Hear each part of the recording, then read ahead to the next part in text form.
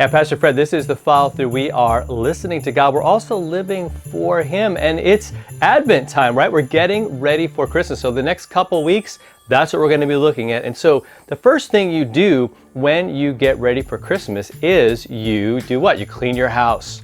You rearrange the furniture, you get maybe some of the decorations that you have out all year, maybe you clear those out to make room for all the gnomes and all the snowmen and all of the nativity scenes and all the things that you're gonna put up into your house. You get it ready. What about our lives? What about our hearts? What about our souls? Are we kind of neglecting that? I want to talk about that all week because I think it's so important. This is a great time to kind of look at our hearts, to look at what's going on. And today we're in Revelation 3. We're going to be in verse 11. Jesus says, I am coming soon. So we're not just waiting to celebrate Christmas, are we?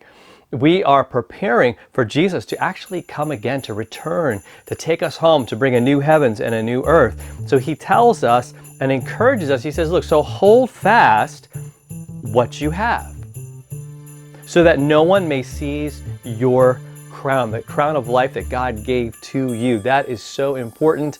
That crown represents victory. That crown marks us. It reminds us that we are His, that sin no longer, listen, it no longer has any power over us. Jesus defeated that. We are dead to sin. We are alive to God in Christ. That's how we hold fast to what God has given to us, because He has given us this truth. And I want you to have this truth today. You are loved by God. You are forgiven by Him as you get ready. So don't get overwhelmed by all the things that you got to get done, all the stores you got to visit, all the cards you got to make out, because God's got you. And He has given you His truth and His love. Just hold on to that today, all right? We'll talk to you next time for another follow through.